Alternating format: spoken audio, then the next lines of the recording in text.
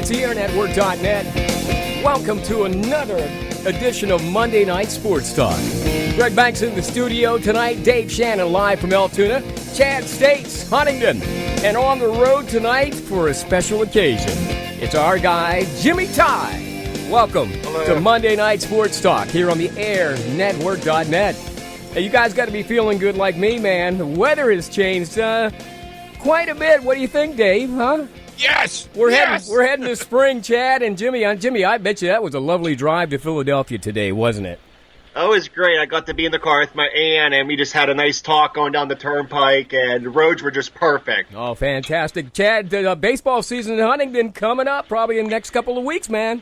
Coming up, first game for high school supposed to start March 20th. We'll see if that actually happens. Yeah, that never works out the way we want it to. No, it does not. But, hey, the snow's starting to melt. And, right. I stuck my head out my sunroof and my locks flow in the nice warm air. If you had a convertible, hey, your locks would flow throughout the air there, going down 22. Hey, anyhow, beautiful day today. Of course, the sun is still up, or at least we have some daylight.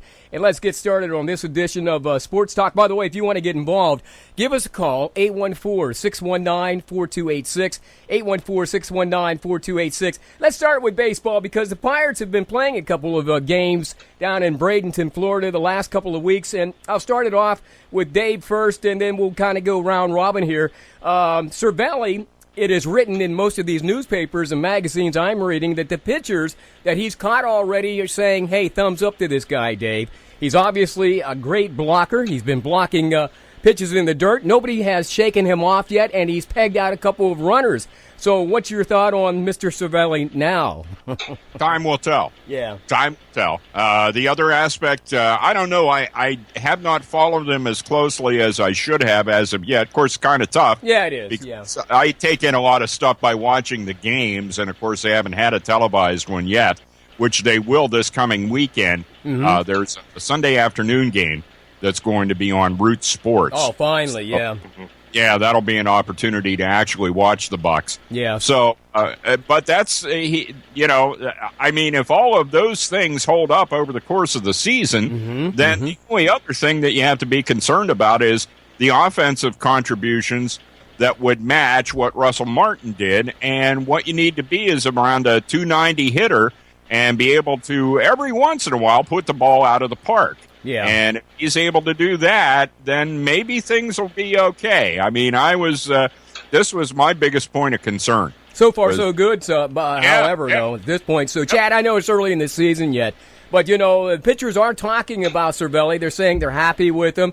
He's not shaking him off. He's working with him on the signals, and, of course, the guy's got a great arm. Let me ask you this. With that said, and Cervelli, of course, and Jose Tabata, by the way, hopes to be the fourth outfielder for the Pirates this season. Do you see some good things this week as opposed to what we were talking about last week as far as the Pirates are concerned? Yeah, it's always an encouraging sign if your pitchers are confident with your catcher. Yeah. That's one of the, if not the biggest question mark for Pittsburgh going into the season. Yeah.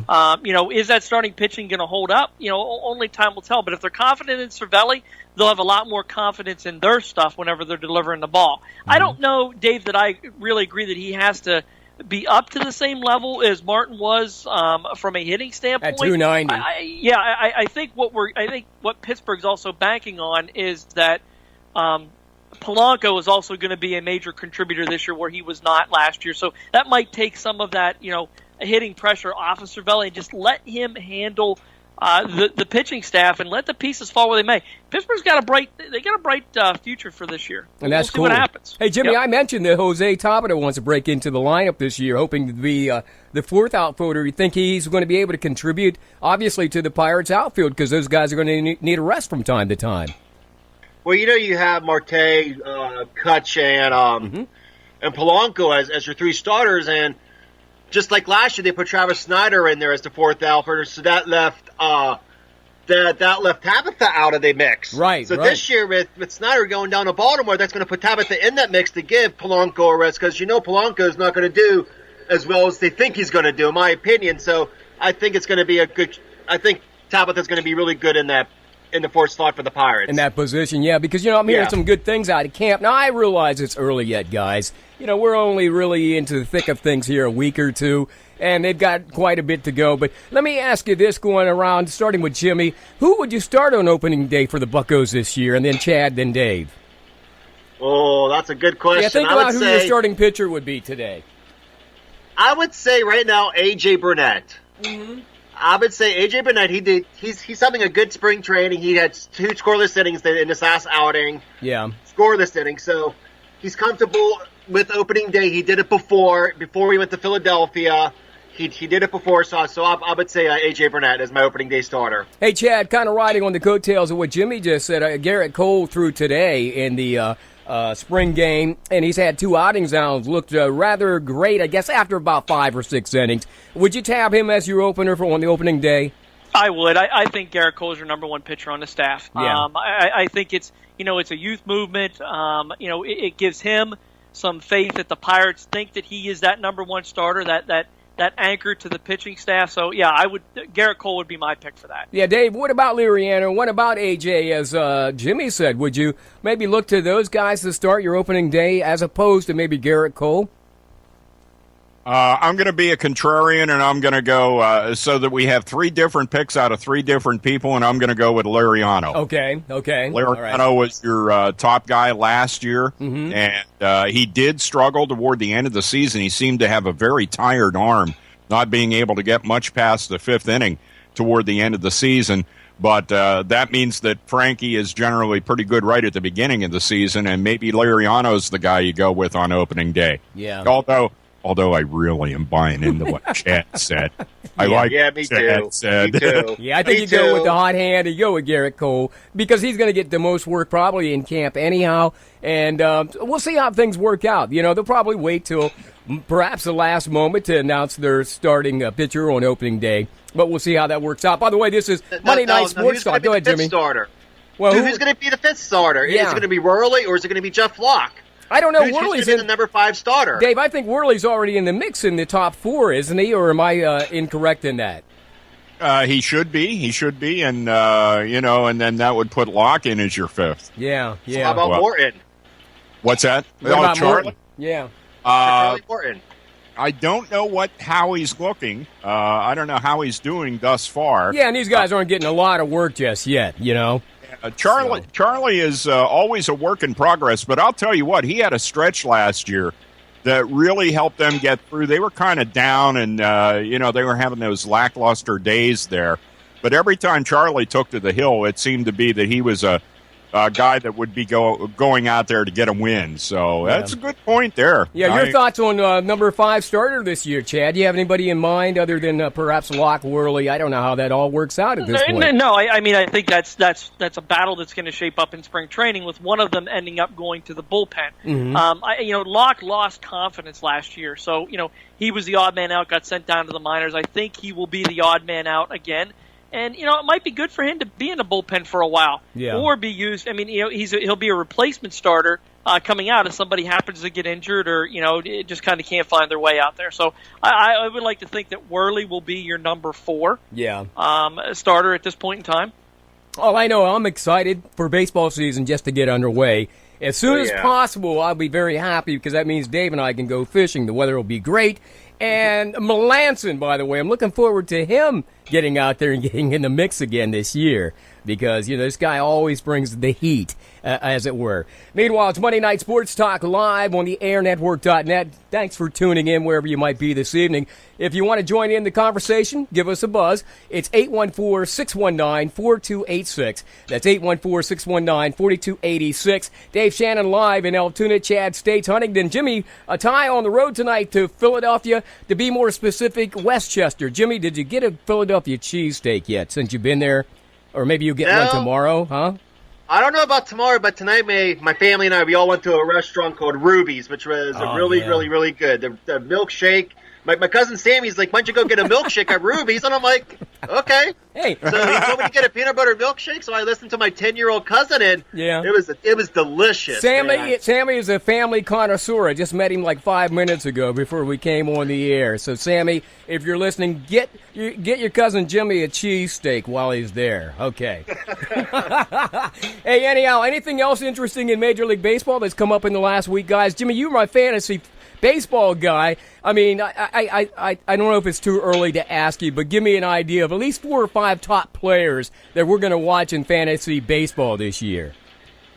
Pitcher-wise, I would say David Price, Clayton Kershaw.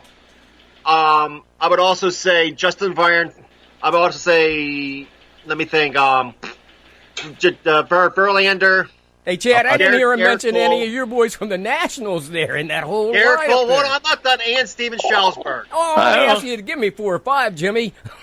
As your pitchers. I can give you 5 off of the Nationals right off the bat. Oh, yeah, how about that? Gonzalez is your 5 starter.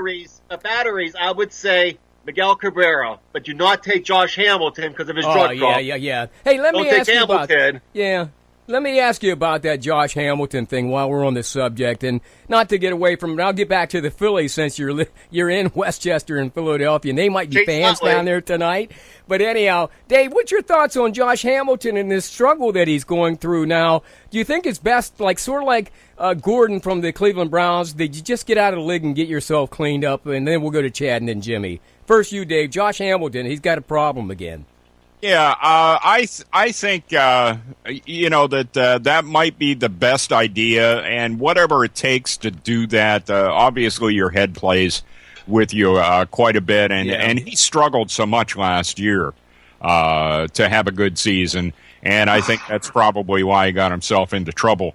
And you need to. I know that he credits his previous rise from the ashes to his faith in Christ. Yeah. And sometimes you need a little extra help, too. It's great that you have the faith, but you also, sometimes you just have to turn and say, I need more help, too. Well, Chad, he had a guy that was with him 24 hours a day, basically. How do you get caught back up into that? Well, it was alcohol this time, I think they said. It was, but that's because he lost his support staff. When he went to Texas surrounded him with the right mix of people. And guys, when you have an addiction problem, you're not going to beat that on your own. It's about it's about who you get around you. Yeah. Texas made sure that happened, and they warned him, listen, we want to keep you here in Texas. Mm-hmm. You go somewhere else, that support staff might not be there. And, you're going to go to L.A. It's probably one of the worst spots to go to when you think of it. So, and it was easy for him to get caught up in, I don't want to say the lifestyle, but the California way of doing things. Yeah. To get off of that horse that he was on, and I feel bad for him because he really tried hard, but sometimes the addiction you can't beat it without the support, and he didn't have it. But he did have somebody with him like 24 hours a day, and that miffs me at this point. But having said that, Jimmy, there for a second, as you had mentioned before about the fantasy baseball team, this guy was highly regarded in fantasy baseball just a couple years ago, and it's sort of like he's fallen from grace again. Do you think he should just walk away from baseball and just get clean as a human being now? He had his time in the sun with the Rangers. He did the home run derby, Yankee Stadium. Everybody remembers that. Yeah. But just to get his life back. He has a family. He has kids. He has a wife. Get away from the game of baseball for a year. Mm-hmm. Go back to that support system that he had with the Texas Rangers. Right. And then get himself clean, and then maybe come back. I'm not saying with the Angels, try to get re-signed when he wants to come back to Texas, because that's where he had his most success. It was with the Rangers. Well, the crazy thing is, I think back, the Texas Ranger manager had problems as well at one time. Yeah, and I'm thinking to myself, man, he's in the midst of a lot of havoc out there in Texas. And then, like as Dave said, when he ends up in L.A., that's probably one of the worst places to go. But anyhow, we wish him well, Josh Hamilton. It's Monday Night Sports Talk on the airnetwork.net. I'm Greg Banks, live in the studio. Jimmy Ty coming from Westchester, Philadelphia area tonight. Chad States in Huntington. Dave Shannon, by the way, in Altoona. Hey, let me get to this right now. Free agency in the NFL, man. It's fast. It's furious. Let's start at home first. I understand that Brett Kiesel was released earlier today. The Steelers held on to a couple of guys. Speak to that, Dave, and speak to the Troy Polamalu decision, because sooner or later he's going to have to either retire or the Steelers are going to show him the door. Is that what you're hearing too? Yeah, the Steelers are basically sticking by they made him an offer, and it's a question as to, and this, although I'm seeing it happen more often now than what it has in the past, there are some players that are saying, you know what, the heck with it, I'm going to stay with the team. Yeah. I've seen that happen in a couple of cases, and that may be the case with Troy, that he goes ahead and You think it's a matter of pride? I mean, is that what it comes down to, Chad, at this point in Troy's career, that he just doesn't want to be bounced or make that decision? Because it's coming soon. It is, but it's so hard to give up. Any of us that have coached before or have played, a sport for a long period of time, when it becomes you, when it becomes a part of you, it's so hard to know. Yeah, it's time to hang it up.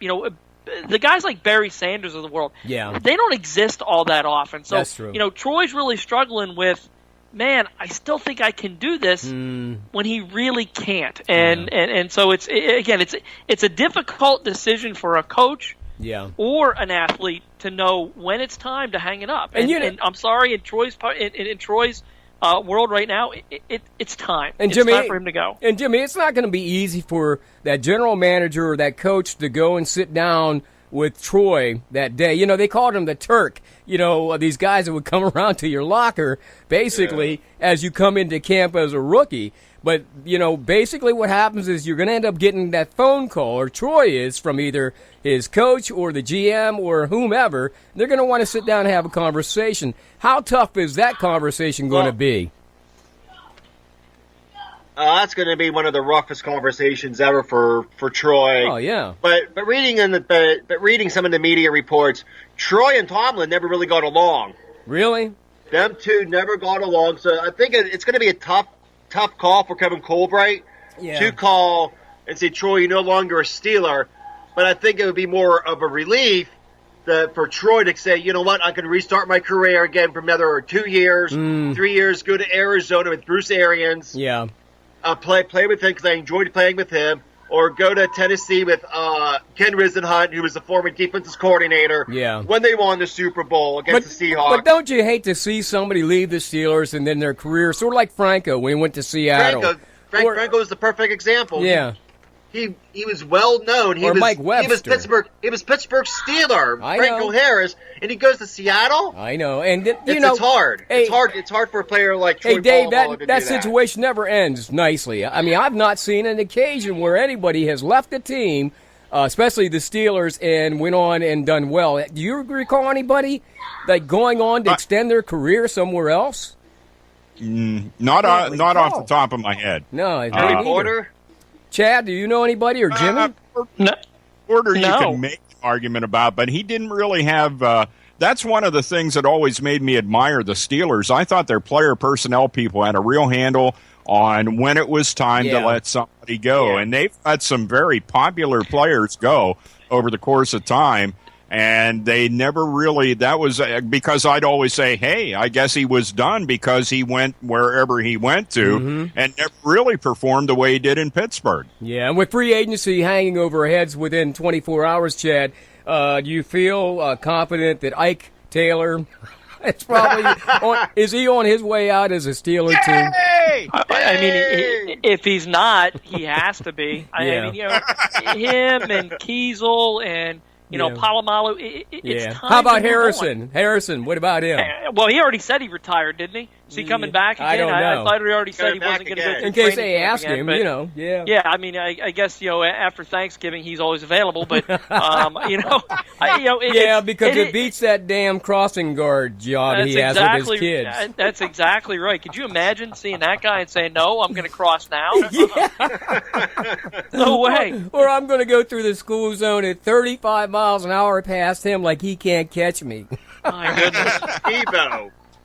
Yeah, so, okay. Well, anyhow, we're going to talk more NFL stuff coming up here in a moment. Matter of fact, is free agency is happening, and, of course, everybody's going to get signed, sealed, or delivered. There's some really crazy signings going on, you guys, and I'll mention some of them. And I think we're going to see a new team in Philadelphia, Jimmy. It's soon to be called the Philadelphia Ducks. Stick around.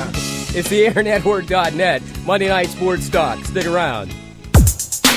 Kick off your appetite with great food from Original Italian Pizza in downtown Huntington, where Bearcat fans huddle up before and after the big game. OIP in downtown Huntington provides your taste buds with appetizers, dinners, pizzas, subs, and so much more. Stop by OIP in downtown Huntington for a sandwich, meal, and cold drinks 7 days a week, or call ahead for takeouts at 643-0665 or 643-0666. OIP in downtown Huntington with the best food and the lowest prices in town. Need printing services done with quality, on time, and at a reasonable price?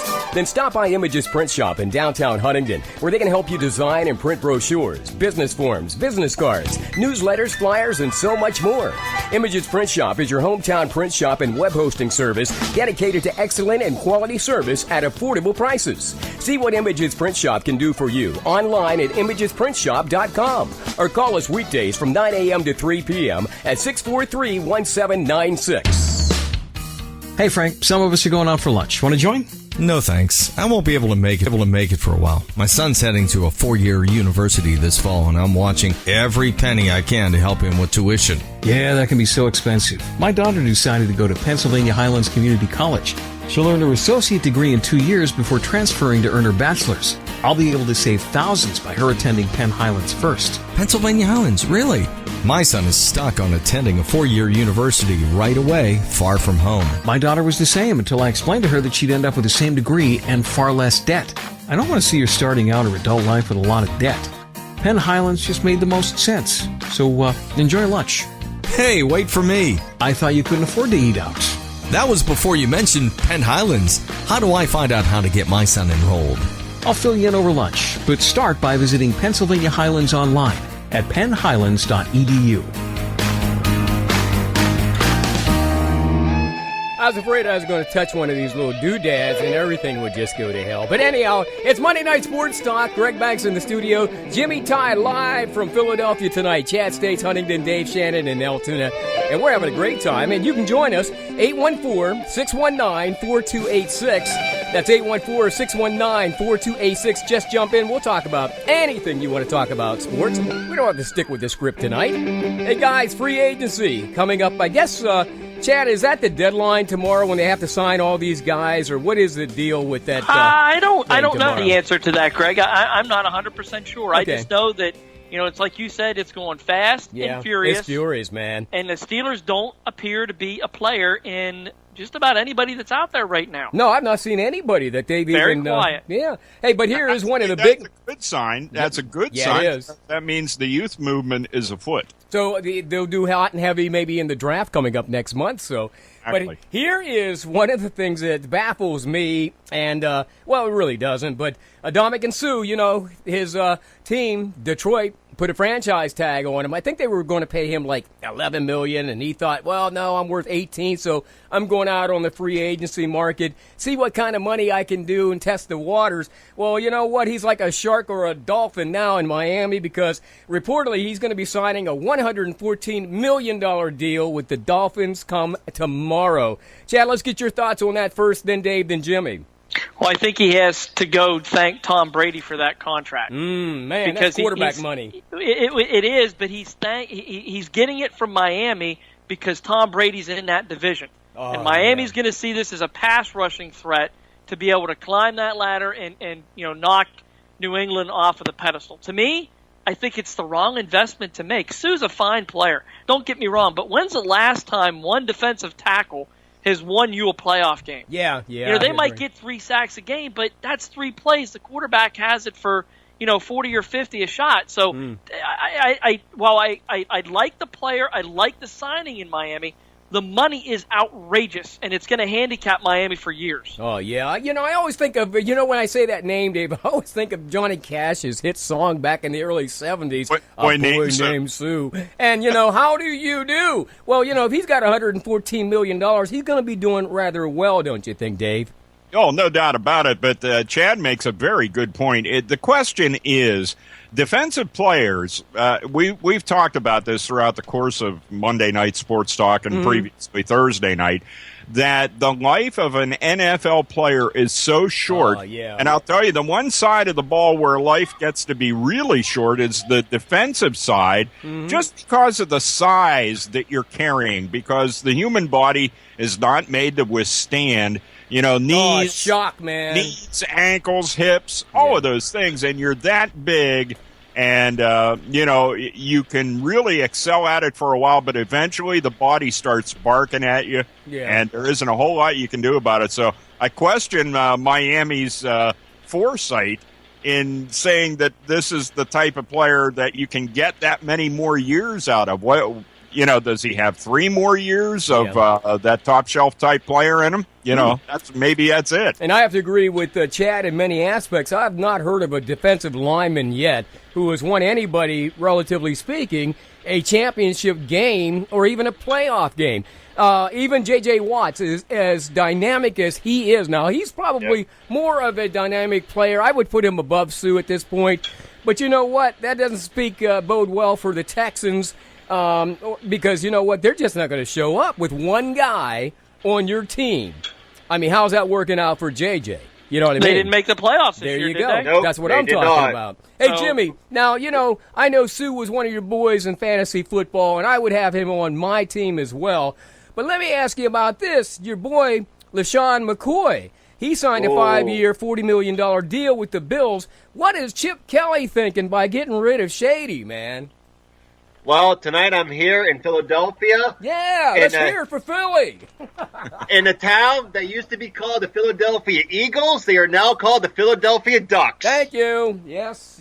Philadelphia Ducks, and that's what it's going to be. Chip Kelly came in knowing in a few years this is what he wanted. He knows that Marcus Mariota is going to be out there in the draft. He can trade his whole team just to get his boy from Hawaii. Would you think that's what that game is? Right off the top, Chad, I'll let you jump in there. You think Chip's playing a game where he thinks he knows more than, like, say, Bill Belichick, and he's going to trade for this guy? I don't think he's going to get Mariota because they're 20th in the draft. What do they have to offer somebody? They could package Everybody. up. They could package up Nick Foles. Yeah, but they're not going to do that, Jimmy. Yeah. He's at least calculating. The one thing you're seeing about Chip Kelly is much like Bill Belichick in that he believes in his system. Yeah, okay. And it's the system that's going to rule the day, not the players. Now there's another rumor going out there. I heard that. Go ahead. Frank Gore is going to be coming to Philadelphia to replace LaShawn McCoy, and if that's the case, because it's a mass exodus in San Francisco, folks. Yes. It is not the San Francisco treat out there right now. Everybody's leaving. At stage 9 right off the bat. Well, there's a later rumor just in moments ago. Colin Kaepernick has been rumored to go to Philadelphia. Now, what would that be like? Whoa. Wow. Whoa. You know what? That's a good marriage right there. I think that would work if he ended up being there, but it's hard to tell. But I think Chip Kelly is so headstrong on his system and getting the players in there that are going to make that system work. That's what you're seeing right now. Now, let me ask you real quick, Chad, while you're on the subject. Why is that blowing up out there in San Francisco? Was it all because of management and the Harbaugh situation? I understand because now Kaepernick is one of Harbaugh's boys. You know what I mean? It is. And when, you're only as good as the people above you. And if your management isn't very good, your team is going to be reflective of that. And that's exactly what you saw. Last year, Harbaugh and upper management, for lack of a better term, were at odds with each other. Yeah. What happened? Didn't make the playoffs. They struggled all throughout the year. Okay, so now you see Harbaugh move on, and what was supposedly Harbaugh was not supposedly a player's coach. Now you see Patrick Willis retiring. Yeah. Alden Smith retiring off the bat. Earlier today. Kaepernick leaving, and we all know what Harbaugh brings to the table as far as being a quarterback's coach. So, it's all falling apart out there, and it starts from the top down. Hey, and I Dave- blame upper management. Dave, what's surprising is they're opening up a new stadium next year, and if you don't have your main players like Kaepernick and some of these guys, as Chad mentioned, that are retiring, and guys like Frank Gore leaving, you got no premier players. Why show up for the games? Do you understand what I'm saying? Yeah, Levi's Stadium's actually already there. As a matter of fact, they utilized that for the outdoor game. Okay. Hockey this year. But they'll move into that for their first season, right? No, it was last year was their first season. 49ers? Yeah, Okay. Yeah, last They're year. already in there for a year. But the bottom line is you still want to fill those seats. And the question is, are you going to have the type of team that's going to really entice the fans to be there? I will say one thing. It's kind of amazed me. It seems as though there are some markets where, Atlanta comes to mind as a market that really doesn't support football as well as you would think it would. The Atlanta market, there seems to be a lot of people with disposable income in that market, but yet the Falcons never draw that well. And recently the Braves don't draw. But who have the Falcons had since their quarterback went to jail? Well, I think what I'm getting at is the market change there. San Francisco still seems to be the type of market that they'll be able to fill the seats for a while. Now, that will last for a couple of years, and if nothing turns up on the field, then eventually they are going to pay a price. Here's the thing you got to think about with Atlanta. Yeah. The South is ruled by college football. Yeah, that's true, too. Yeah. SEC, baby. It's not an NFL area at all.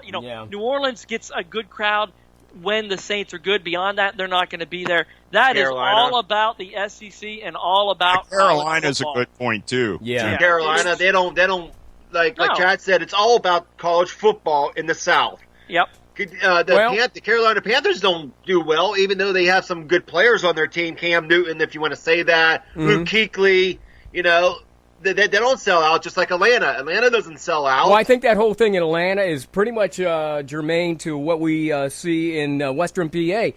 Nobody's interested in basketball because we don't have basketball. And hockey rules in the winter, and so basically, I agree with Chad. SEC rules down there. If you're going to a game, you're plucking some bucks out to go see Georgia Tech, Alabama. Some of those schools down there. More people will go to an Alabama-Auburn game over an Atlanta Falcons game. Yeah, and I agree. Yeah, I agree with that. The question is also about that market is, and the Braves were competitive last year. Right. And they have given up. There are certain things that get into the psyche of a community, and that is it's the place to be seen. It's a place to go. You want to be seen. That social event thing. Yeah, that's right. Talked about. Yeah, exactly. It's and I think San Francisco is still that way. It's still good to be seen at either the Giants for baseball or the 49ers for football, and especially the 49ers with a new stadium. And I think that carries over for a couple of years. But I'll tell you what, you better have your ducks in a row, because after about 2 years, if you're not producing, then you're going to lose your fan base. Well, in any event, I'm Just going like to I'm going to be watching The Wire tomorrow, because the free agency wire, because this is kind of intriguing now that I heard that Frank Gore's going. That I can believe, but if Kaepernick also ends up in Philadelphia, I know that, for instance, Chip Kelly certainly has something up his sleeve. But one more trade I want to talk about real quick. Jimmy, you can talk about this first. Brandon Marshall, he leaves the Bears. He signs with the New York Jets. DeMarco Murray still remains a Cowboy. We don't know how that's going to turn out. But going back to Marshall, you think that's going to work good for him in New York City? Now he can really be seen and heard. Well, New York would be a good market for Brandon Marshall. He can do inside the NFL, just go run across the river and do the show. Yeah. First off, but who's the quarterback in New York? Who is their quarterback? Let's see. At least everybody knew who Jay Cutler was. Yeah. But who's their quarterback? Is it going to be Michael Vick, who runs, or is it going to be Geno Smith, who does when he throws the football, throws interceptions, and then he'll throw interceptions, Brandon will get upset, there's going to be fighting in the locker room, this and that. I don't think it's a good fit for Brandon to be in New York, You don't think? even though even though it's a major metropolitan city. Well, it's up for grabs right now. Here again, free agency. We don't know. Maybe New York will pull one off here before the draft and maybe bring in, let's say RG3. Maybe they'll get rid of him in Washington. I don't know. Dave, your thoughts? The Walking Wounded. It's like The Walking Dead. RG3 is like The Walking Dead, except he's The Walking Wounded. As Jimmy said, they got no quarterback in New York. I don't care if you put both of those, Geno and, they got other guy out on the – see, I forgot his name already, Mike Vick. Because, he's going to end up probably leaving the league here soon because he's just not performing, man. I have a question for everybody. I saw that Brian Hoyer is probably going to be gone from Cleveland, and that leaves them with Johnny Football. Well, I'm curious to get everybody's thoughts about that. Chad? Well, and I'll give you them. First off, I think the Hoyer move to the Texans is a good move, and that's Bill O'Brien picking him up.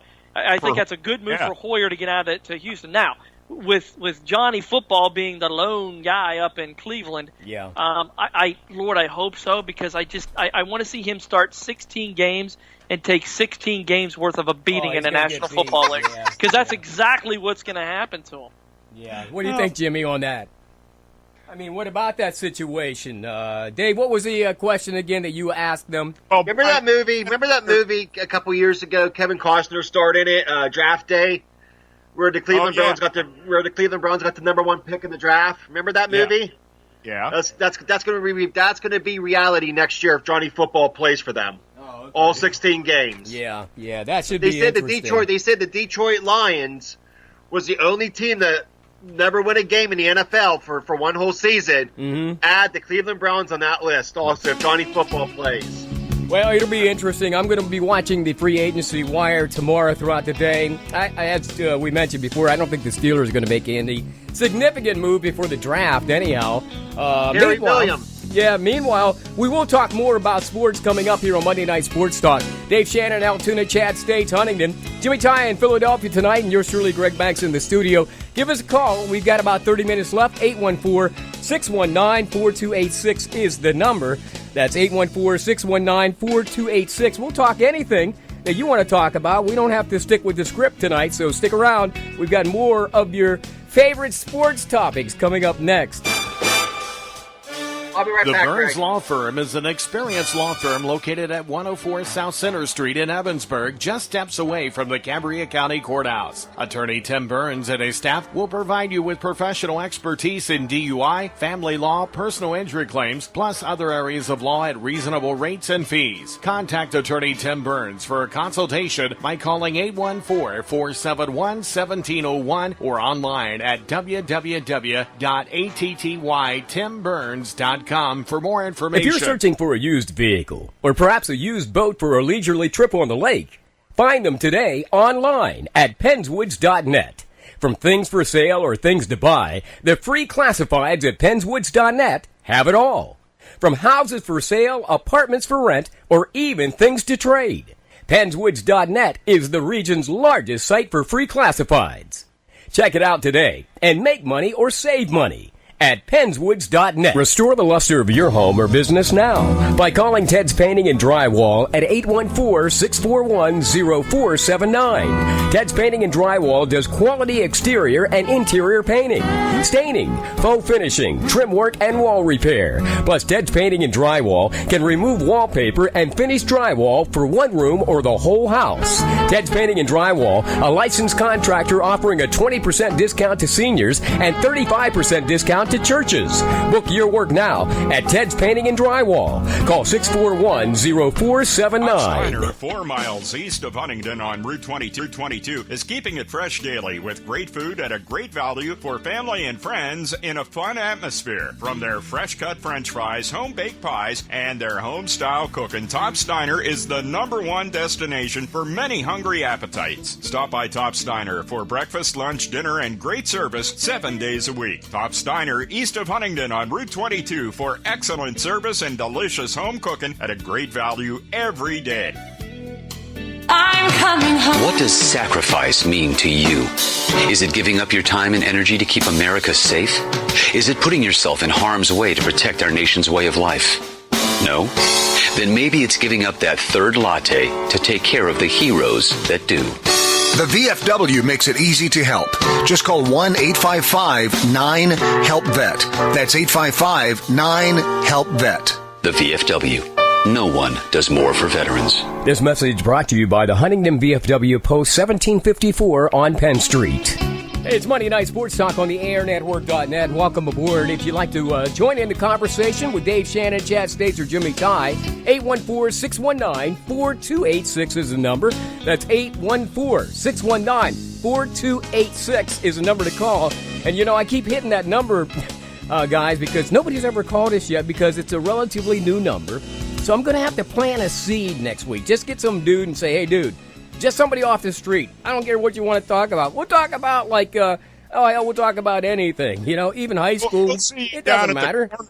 Well, you'll be down at the corner at the gas station handing out cards that says, call this number. Well, you know what it is? I'll give them $1. Hey, call this number at this time. That's how you do that. Hey, you know, like Rush Limbaugh, that's how all those guys got started on their talk shows, man. It wasn't like these people just out of the blue called. They set it up. Right, Dave? That's what you do. Yeah. You set up some calls, man. Okay. Absolutely. Hey, listen. Let's turn our attention to NCAA basketball. It's getting fast and furious and exciting. But one of the things, I want to take a deep breath. The guy's been there on campus 40, 50 years, you know, and he feels entitled because he's an alum of Syracuse University. Well, he got spanked last week. I'm talking about Coach Jim, what's his name? Boeheim. Syracuse, yeah, hit with harsh penalties last week for violations dating back a decade. Ooh, that almost sounds like UNC. Anyhow, Boeheim got slapped with a 9-game suspension for next year, actually. So let me ask you this, Jimmy, do you think that's harsh enough? Do you think the guy's even going to continue to coach? I mean, what's your thoughts on that Boeheim thing?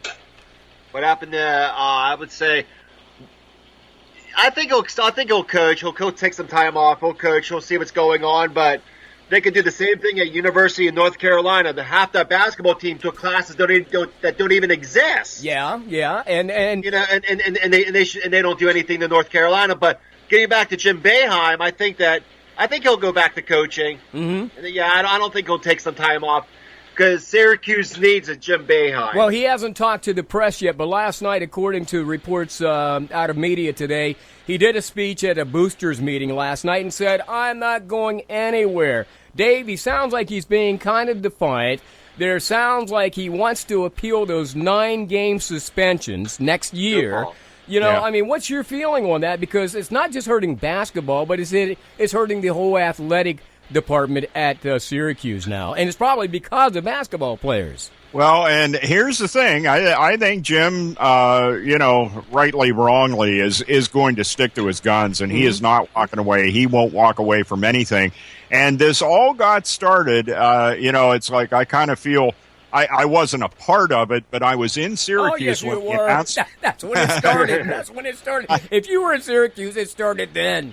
I was at Syracuse with St. Francis University women's basketball team, and that was when the announcement came out about the assistant coach and the ball boy situation. Fine. Okay, yeah. Pretty fine, yep. Yeah. And he backed that guy to the hilt, man. The guy just disappeared. Yeah, and that's where the impetus for all of this started. When that came out, and I was at the front end of it, and there was a lot of suspicion there because of the fact that was pretty hot on the heels of the Sandusky problem at Penn State, right? When it came out. But I think what you're seeing now is the fallout from that coming to fruition now with Jim Boeheim. So no, he's not going to go anywhere. He is still a powerful recruiter. Will that hurt the school overall? Yeah. I don't know. I don't think it will. Well, let me ask you this. We don't know what that board of directors is like at Syracuse, right. Chad, okay? And quite frankly, Joe Paterno's alliance with Penn State was for over 60 years, but he came from Brown. Boeheim actually graduated from Syracuse. Because there's a new generation moving into the administrative offices, do you think they'll get tired and just say it's time to go? No, No? He's been there since 5 and 62, I think it was. 62, Yeah, and 62. and has never left. No, Boeheim will make his own call. One, He's definitely not going to leave in the short term because he's got a great recruiting class coming in next year. Yeah, one more year. That there are no sanctions against. So I think he's got like a top 5 recruiting class coming in next year. So he's going to play that out. Yeah. But those who have followed college basketball know Jim Boeheim is about as stubborn a guy as you have ever seen. I mean, you've seen him do interviews. He reminds me of Popovich in the NBA, man. It's exactly what he is. It's his way or no way at all. And let's not forget that also. This doesn't just affect Syracuse basketball; it's also a football program issue too. So it's a lot more deep rooted than just that. But the thing that I don't get with the NCAA, and let me digress 1 second. The one thing I don't like them doing is taking away victories. That doesn't mean anything in this. Those teams, the players had nothing to do with it. Yeah. Taking away victories is a meaningless penalty that the NCAA keeps wanting to throw out there. And nobody cares about it. Especially for kids who weren't involved in it. Yeah, you know who won the games. You watched them for crying out loud. Right. So it's something they need to stop. What else that does, Chad, is that solidifies the team and the fans. It's like, why are you taking the wins away? Because exactly what you're saying. The players didn't have anything to do with it. Hey, Dave, when you take these wins away, though, and I'm a little Southern Cross University, and I played Syracuse and got beat to death by them, do you take away my loss, too? I mean, does that go away off of my records? No. I don't think so. So what's the sense in taking away the wins if you're not going to take it and expunge this loss at the hands of a team that got beaten so badly by Syracuse? Nobody even knows who they are. It never made any sense. The funny thing is, Greg, I was talking to a friend of mine who went to Syracuse, and he was telling me that basketball players at Syracuse get away with so much because of because of Boeheim. Right. Okay. The players can go speeding down the road, and the cops will say, "Oh, so you play for Syracuse basketball?" Well, yep. Yeah. Okay, you don't get a ticket, but if a lacrosse player or if a football player goes speeding down that same road, they'll get the ticket. But Dave will tell you, like I will tell you, in the 70s and 80s, that happened at Penn State all the time. It happens everywhere still. Yeah, I'm sure it does. I'm sure it happens in Nebraska, especially in Florida State. We knew of all those situations that Winston was involved in, and if you don't think for a minute a cop didn't hide something in that situation, then you got to be crazy. But let's move on. Speaking of basketball, here again, my question, Penn State, they wrapped up their season finale with a buzzer beater yesterday. I watched it over Minnesota, 79-76. Now, the Knicks go into the Big Ten championships. Chad, what are their chances, truly, really? Can they get past that first game? I think it's coming up tomorrow night. No, Wednesday night, I believe. Wednesday, yeah. Yeah. It's a one-word answer. No. Okay. And I'm going to repeat it again. Big Ten's deep, man. No, they're done. They're not a very good basketball program. I mean, they got to rely on miracles to beat teams. Yeah. And Minnesota's having a bad year too. So they finished next to last in the Big Ten with 4 wins. Right. Rutgers was the worst team, and Rutgers beat Penn State this year, so they have no chance of doing anything. And you remember how heavy, let's say even Maryland was back in the 70s and 80s. I mean, right now at the top of that heap is Wisconsin, I think, Big Ten, and Ohio State. So Maryland's in there, I'm not so sure. What's that?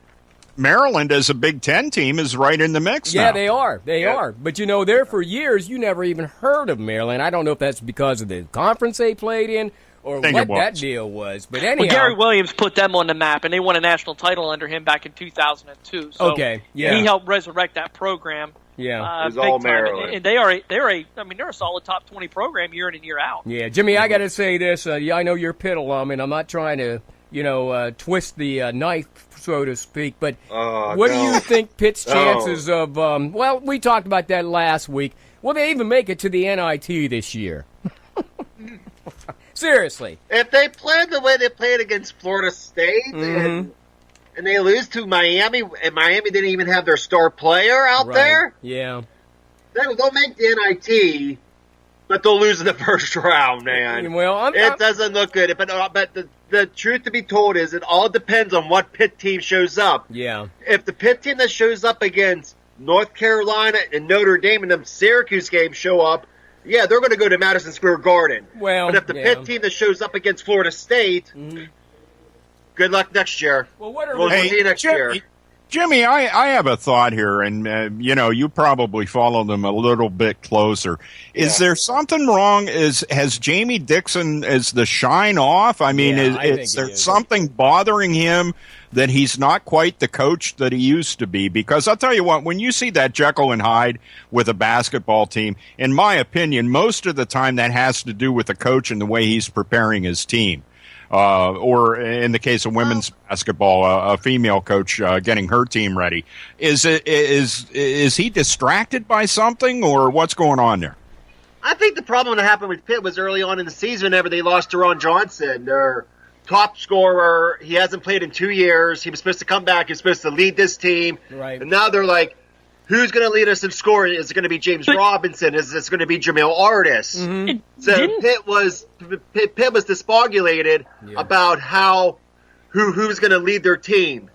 And if you look at the games that they won, each game they won, a different player led their team in scoring. Yeah, they did. Chad, go ahead. Well, as I say, correct me if I'm wrong, but there, when Pitt was really in their heyday here under Jamie Dixon, weren't they getting a lot of big time recruits out of New York City? That's the other thing. And didn't that assistant coach that was responsible for that move on and go somewhere else, like Wright State or South Florida? South Florida, a school like that is exactly right. So when you lose a coach that recruits a region so well, like that coach did, and brought all that talent to Pitt, that's hard to recuperate. And I think you're seeing a little bit of that where Jamie misses that guy because year in and year out, they were just getting studs out of New York City.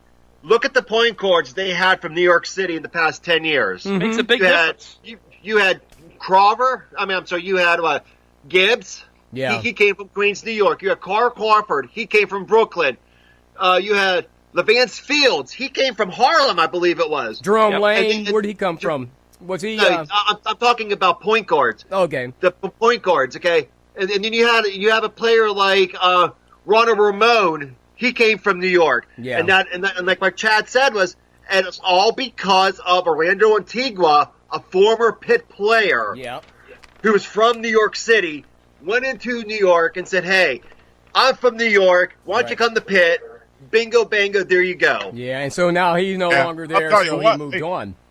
I remember all those Big East games would tend to look like home games for Pitt. Oh, yeah. Just because of the amount of players that would bring people into Madison Square Garden for the Big East tournament. Well, in any event, I wish Pitt the best of luck, whatever they decide to do or whatever tournament they go to. And I know there's some unnamed tournament they may show up at for an extra game.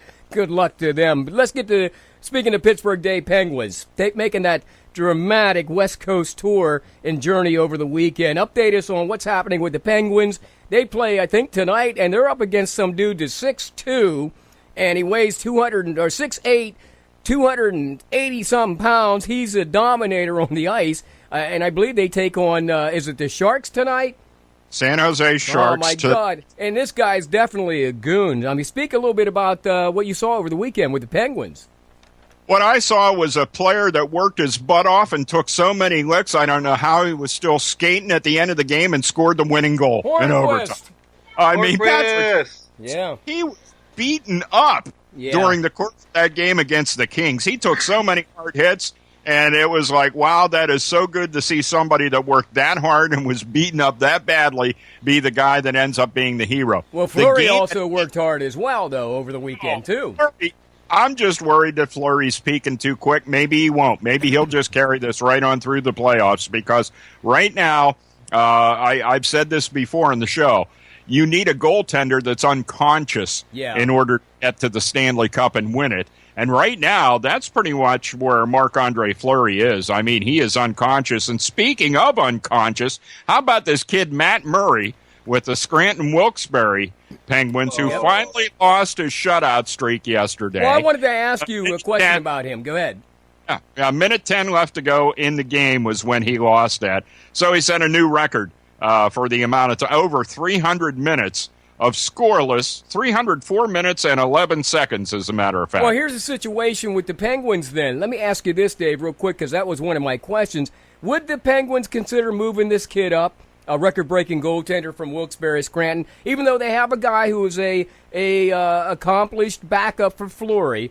Is there a spot on this team, if not this year, maybe next year for this kid? Next year. Okay. Yeah. No, I don't see anything happening this year, or it would have been done sooner. Okay. So the bottom line is I look for that to happen next year, and boy, is that going to be fun to see a competition between Murray and Fleury for the starting goaltender's position with the Penguins. Yeah. Fleury obviously will always, have the upper hand just because of the amount of time that he's been there. Yeah. But, the rest of that West Coast trip, Colorado was just like, I have no idea what the hell was going on in that game. That was just horrible performance by the Penguins.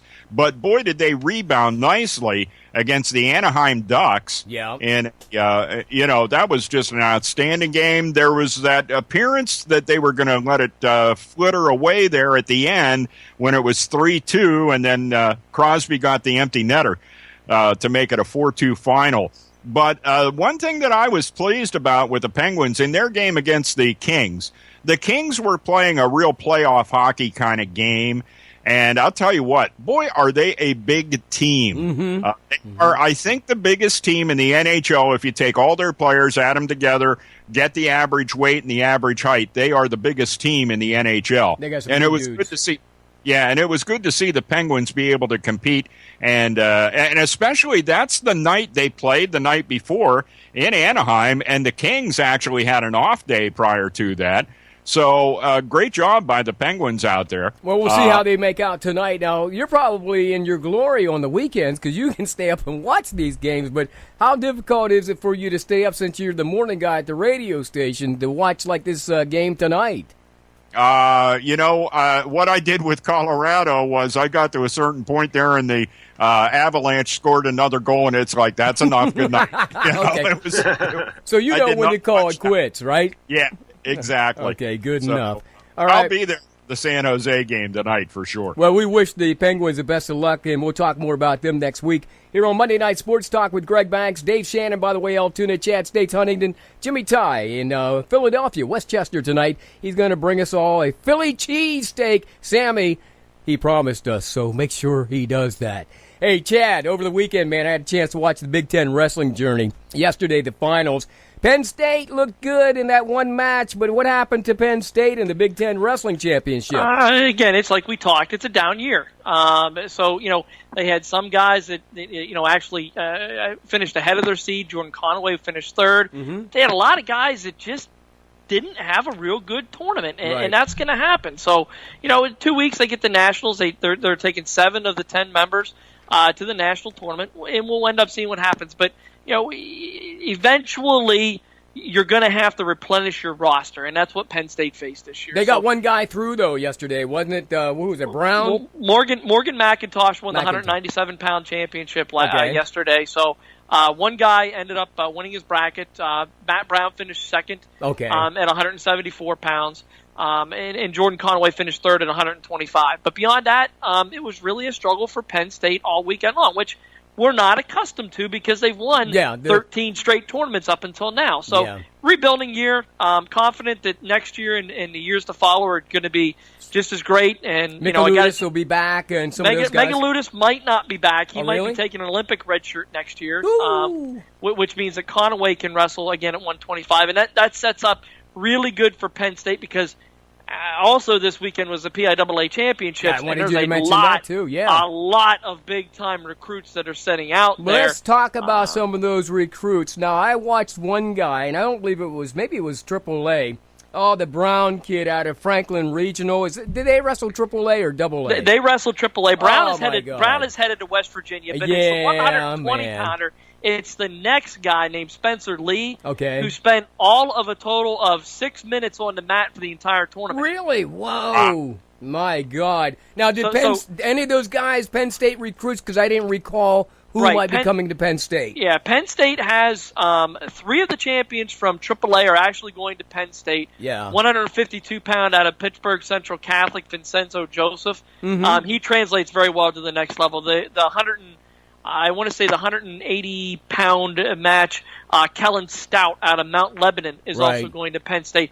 The 197 champion, Jan Johnson, is going to Penn State, but he's going to be playing football. I think they're going to try to see whether he can mix and match both of them. So Penn State, they did fairly well there. Yeah. To flip the script over to Double-A, Greg's hometown in let's talk about those Bearcats, man. What happened we ended up having two medalists. Jacob Oliver finished second at 152 pounds. Lost a very tight 4-2 decision to Jake Wenzel from South Park. It was a really, really good match. Right. And it's going to leave a sour taste in Jacob Oliver's mouth for next year, which means anybody else that's going to be wrestling him, look out. He's going to be a man on the mission. Look out. John Wagner, at 160 pounds, finished in 6th place. Yeah. John's just, a fantastic athlete all the way around. So, all in all, a good weekend for Well, Huntington. let me ask you this. What happened to the Glorioso kid? Sounds like he got defeated in the quarterfinals and then sort of just gave up in the Russelbacks from there on out. Is that what happened, or do you have an injury? when you lose a 3-1 match like he did, and he got pinned with 6 seconds left to go, being up 3-1.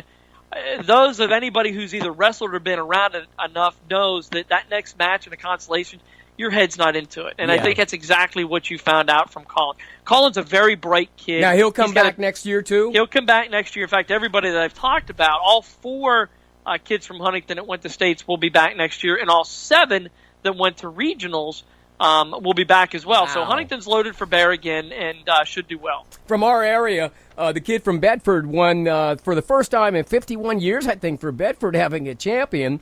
He was their lightweight. What happened to, and the kid from West Branch was a winner. Where's he going to school? Or is he a junior? He's undecided. No, he's a senior. Reynold Buzzy Maines is a senior. Kind of walked away with the 220-pound title, but 220 is one of those weight classes it's hard for colleges to deal with because you're either a heavyweight or a 197-pounder. So you've either got to make that guy put on weight or he's got to lose it to get down to the next weight class. So those are kind of tweener guys. Hey, Jimmy, first thing I thought of when I watched Buzzy Maines from West Branch wrestling, Pat Pecora is probably going to snatch him up, man. For UPJ. I hope so. Yeah, that would be cool. Hey, but Chad, it was a great experience for all the kids, I hope. I mean, yes, it was. It always is when you go to the States, man. Very positive. Hershey's a great place. Hey, well, that wraps up another edition of Monday Night Sports Talk. I want to thank you guys, Dave Shannon, Altoona, Chad States Huntington, Jimmy Ty in Philadelphia. By the way, Jimmy, I know you're there on business, and I just want to say the best of luck from all the crew here at Monday Night Sports Talk. Because we wish you well on that new venture, and I think you're going to get it, buddy. We'll talk about that in just a moment off air. Meanwhile, guys, you guys can always check us out at www.theairnetwork.net online. We'll post this show up there. You'll get a chance to listen to it all week, ad nauseum, at your delight, on demand, or be listening for it tonight at 10 o'clock and all this week at 10 o'clock. As we repeat, Monday Night Sports Talk here on theairnetwork.net. Thanks for listening. See you next week. So long, everybody.